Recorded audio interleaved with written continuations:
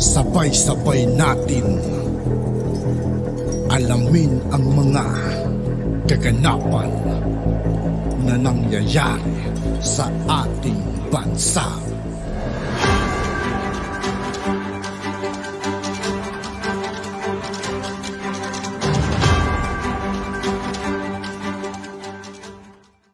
Yo, what's up mga kaibigan? This is I2K po again. Ngayon nandito ulit tayo sa channel ni Pinas News Insider. Dito ulit tayo magbibigay ng komento at reaction. Kaya samahan nyo o guys, let's go! Ito ang balita ngayon. Viral ngayon sa mundo ng social media. Ang di umano'y balitang paggalas ni Vice President Sara Duterte sa Lakas CMD at pag-demote kay former President Gloria Macapagal-Arroyo. Nangangahulugan di umano na something is very wrong sa nasabing partido. Ito'y ayon mismo kay Attorney Salvador Panelo. Pangulong Bongbong Marcos tinawag ang atensyon sa mga kaganapang ito. Totoong kulay ni Martin Romualdez lumabas na. Ito'y ayon sa ating mga kababayan. Pero bago ang lahat, kung bago ka pa lamang. Sa lahat ng hindi pa nakasubscribe mga kaibigan kay Pinas News Insider, mag-subscribe na po tayo at huwag nyo rin pong kalimutan mag-subscribe dito sa aking channel. Sa aming channel, please huwag kalimutang mag-subscribe at i-click ang notification bell para mas maging updated pa kayo lalo sa lahat pa ng bagong video na i-upload namin. At eto na nga mga kababayan, tila isang malaking sigalot ang mangyayari sa pagkakademote ni former President Gloria Macapagal-Arroyo bilang Senior Deputy Speaker. Nagbigay naman ng kaguluhan ang tila kaduda-dudang pag-alis ni Vice President Sara Duterte sa kanyang partido na Lakas CMD. Paniwala pa ng karamihan na na-insecure si Martin Romualdez kay dating Pangulong Gloria Macapagal-Arroyo. Lalo pati pinahawatig ni Pangulong Bongbong Marcos sa publiko na si former President Gloria Macapagal-Arroyo ang kanyang secret weapon. Ayon pa nga kay Attorney Panelo, magkasama lamang si former President Gloria Macapagal-Arroyo at Congressman Romualdez. Bakit kaya nangyari? Something is very wrong sa loob ng kanilang partido.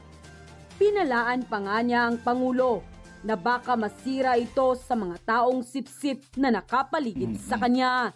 Samantala, hindi naman mapigilan ng marami sa ating mga kababayan na magbigay ng kanilang hinaing at komento sa mundo ng social media. At ayon pa sa kanila. At ikaw Martin, dapat harapin mo ng tapat ang pagiging speaker mo at mga gawain mo dito. Tapos na ang pagiging basang sisyo ng Yolanda. Maging maayos kang speaker. Huwag mo nang pagre-ready sa mga forthcoming na mga eleksyon, no? Magtrabaho ng taos sa puso. Kung si Romualdez tatakbo versus VP Sara, di yan mananalo si Romualdez. 100% yun, malabong manalo si Martin na manalo kay VP Sara. Nanalo si PBBM dahil sa mga Duterte. Mas mabuti pa next election. Yun ang di natin alam guys, kung nanalo nga ba ang ating mahal na Pangulo dahil pa sa Duterte. Kakalam ko pares naman silang nagdala eh. Kumbaga ang ganda kasi ng tandem ng dalawa, Marcos at Duterte. Kaya parang pares lang. President Sara and VP Amy Marcos. Yun ay para sa akin lang mga kaibigan na kasi kanya-kanya tayo ng opinion about sa mga ganyang klaseng usapin. Para sa akin, saludo ako kay PGMA. Kung sabihin ninyo na ang dating Pangulo ay masama, nagkakamali kayo. Kaya noon ni dating PRRD at hanggang ngayon kay PBBM, kasama pa rin si PGMA. Malaki ang naitulong ang ating dating Pangulo. Akala nyo pipitsugin lang, kaya sinisiraan nyo lagi.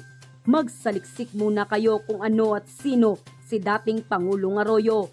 Anong kapasidad kaya kinukuha siyang advisor ni PRRD at PBBM? Kaya nagkakagulo sa gobyerno. Gawang mga atat na makapwesto. Dapat ayusin ni PBBM yan. Or else, darating ang araw. Lahat kaming loyalist. Lipat kay Inday Sara Duterte. Naku po, grabe. Baka masira ang unit team sa kakagawa ni Speaker. Baka yan pa ang dahilan kaya mabuwag ang unit team na minahal ng taong bayan. Mahal na Pangulo, mag-ingat po kayo dahil unti-unti nang umaalingasaw ang tinatagong baho ni Speaker. Delikado po kayo dito at nanganganib. Alam naman natin, dyan sa Kongreso, hindi yan gagalaw unless na merong sanction ng head. Ang head ng Kongreso, si Martin Romualdez. Nako, Speaker Martin, mukhang naalala ko tuloy yung sinasabi, may kasabihan tayo, kung God's wish to destroy, they first make man. Mukhang yan ang magiging prinsipyo yung mag-a-apply sa inyo. Bakit ipapalitan? Hindi ako naniniwala na pinalitan niya dahil to ease the burden ng kalokohan niyan. Ibig sabihin niyan, wala na kayong utang na loob sa tulong ni Presidente Arroyo. Sinisiraan niyo pa siya. Hinihiyaan niyo pa siya. Malaki kahiya niya. Alam mo ito si Presidente Arroyo, talagang edukadong tao. Kaya kita mo, sagot niya, pribileyo ng Kongreso. Kumbaga, hindi niya inilabas yung kanyang talagang reaksyon. Para wala ng gulo. Pero, I understand, si VP Inday Sara, nag-resign sa lakas. Yes, sir. Okay. Yung pag-resign ni Inday Sara sa lakas, na naririyan si Speaker Martin, at nandiyan din si GMA, diba? Sila magkakasama dyan. Yan ay nangangahulugan na something is about, something is very, very wrong dyan sa loob ng partidong yan. At ang pagkalas ni Inday Sara at ang pag-demote nila kay dating Presidente Arroyo ay nagbabadya ng mas marami pang sigalo sa loob na maaaring makasira sa administrasyon. Siguro, we will call on President Ferdinand Marcos Jr. Huwag kayong pumayag, yung mga tao ninyo. Masyadong nagsisip-sip sa inyo. Sinisira kayo. Kayo ang nasisira niya, Mr. President. Gawan niyo ng parang ginagawa niyo.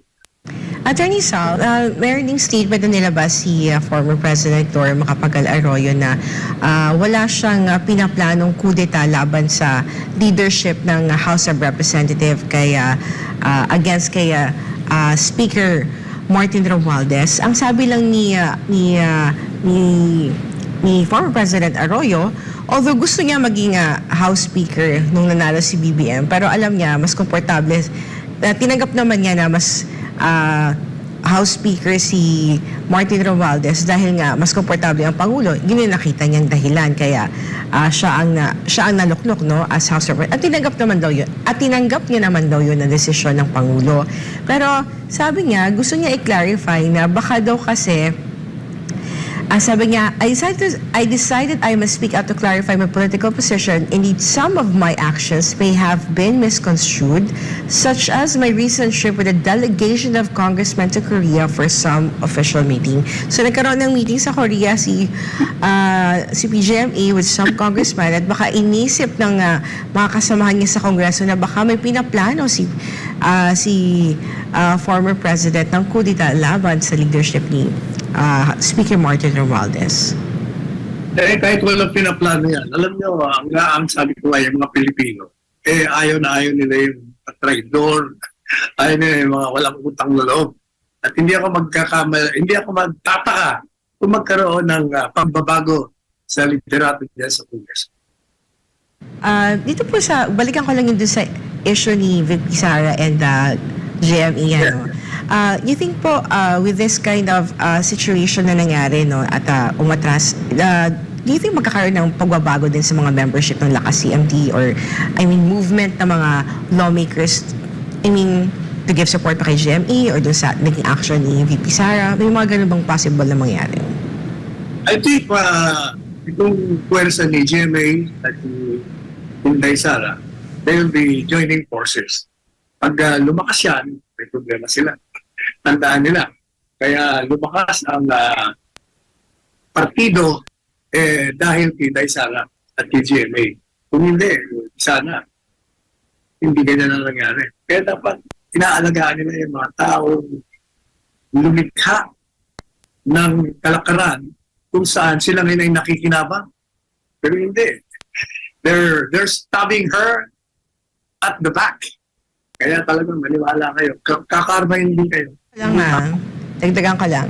Kasi, although dininay ni now Deputy Speaker Gloria Macapagal-Arroyo na she's not plotting any coup against the House Speaker, that ngayon dinemote siya, tapos umalis sa partido si VP Sara, pwede ba ma-legitimize? Magkaroon siya ng dahilan na to oust House Speaker Martin Romualdez? Hindi naman kailangan na meron kang dahilan. Sabi niya nga, it's a privilege of the House to choose its leaders. Kung sa piling ng mga tao sa Kongreso, hindi na karapat-dapat yung speaker nila, palitan nila. At yun na nga mga kababayan. At yun nga po mga kaibigan, dito po nagtatapos ang ating reaction video. Muli ako po si I2K ng Sundalo ng Tunggalo at 811. Maraming salamat sa patuloy na pagsuporta. Yeah, peace out.